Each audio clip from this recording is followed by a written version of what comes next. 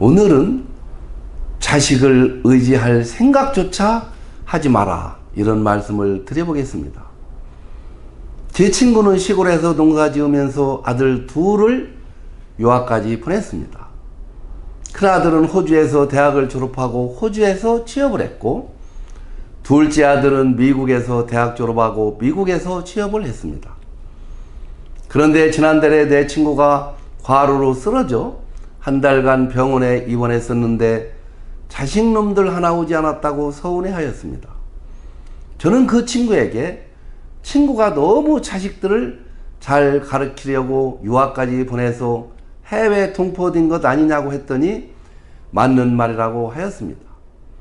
하긴 요즘 국내에서 같이 살아도 부모들을 살뜰히 챙기는 자식은 많지 않습니다.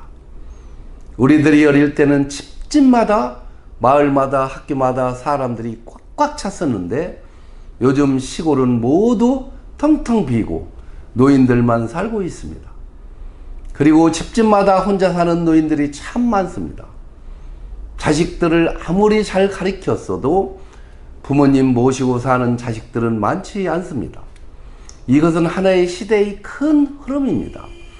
우리들은 나이 들면서 이런 현상을 자연스럽게 받아들여야 합니다. 그리고 자식들이 모신다고 서울로 올라오라고 해도 건강할 때까지는 혼자 사는 게 편합니다. 우리 고향 마을에 혼자 살던 그 아버지를 자식들이 모신다고 서울로 모셔갔었는데 며느리가 눈치를 줘서 함께 살지 못하고 다시 시골로 내려온 분이 있습니다. 혼자 살던 사람은 함께 살기 힘듭니다.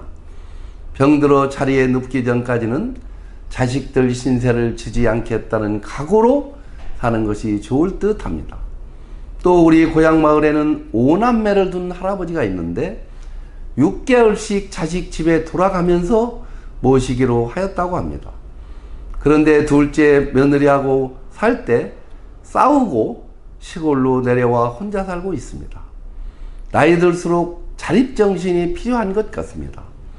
자식들도 이제는 중년의 나이로 아들은 회사에 출근하고 어느새 딸은 결혼하여 엄마가 되었습니다. 영원히 함께 있을 것 같은 아이들은 하나둘 우리 품을 떠나가고 있습니다. 엊그제 친구 모임에 가서 자식들은 명절 때와 생일날 한 번씩 얼굴을 보고 평소에는 무소식이 희소시라고 제가 얘기했더니 공감을 하였습니다.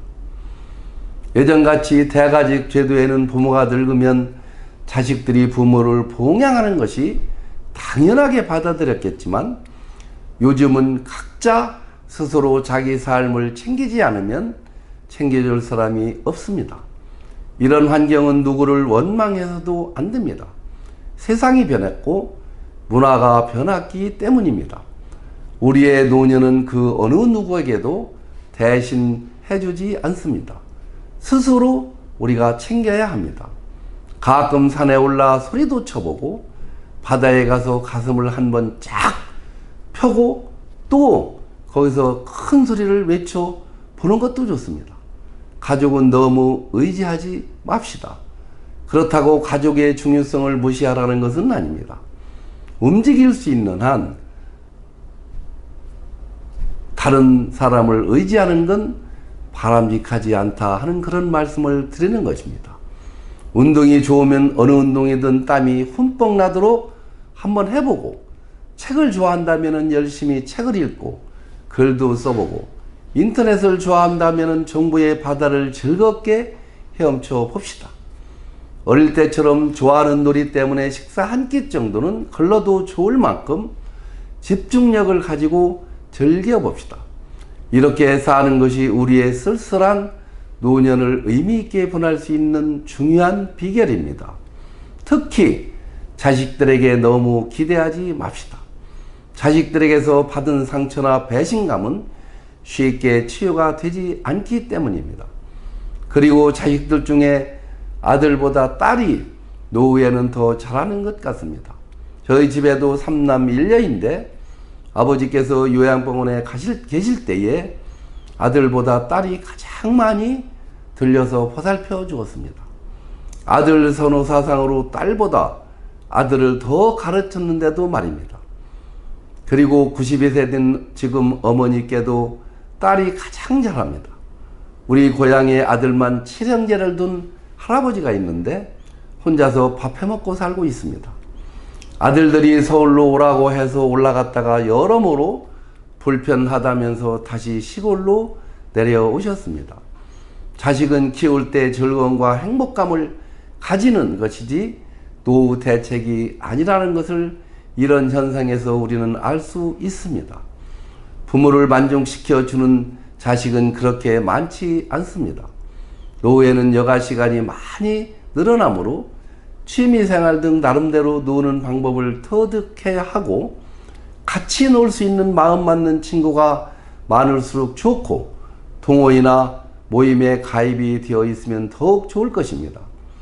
그리고 젊었을 때는 가족과 직장의 동료들과 어울렸을 때의 즐거움이 컸지만 이제 노후에는 자기 자신으로부터의 행복을 추구해야 됩니다.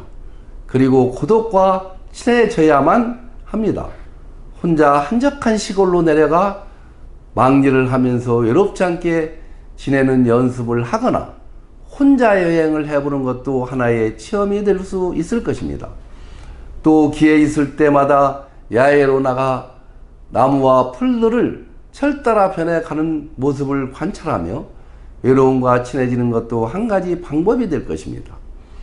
아무튼 우리들은 늙어가면서 자식을 의지할 생각은 여름 장맛비에 떠내려 보내고 우리 스스로 즐겁고 건강하게 사는 것이 중요하다고 저는 여러분들에게 말씀을 드려봅니다.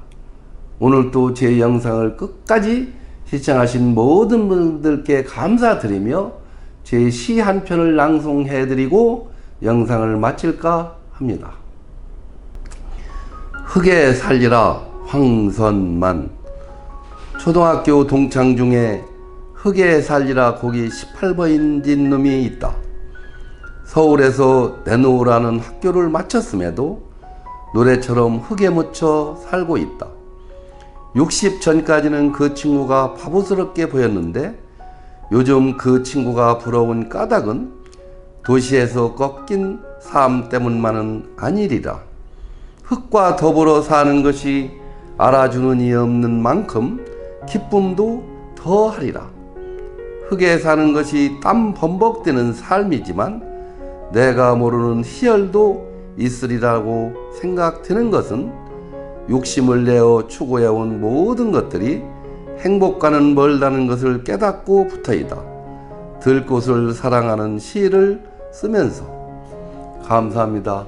오늘 또 제 영상을 끝까지 시청해 주시는 여러분께 진심으로 감사드리고 구독과 좋아요와 댓글을 변함없이 달아주시는 우리 찐팬 여러분들께 특히 감사하다는 말씀을 드립니다.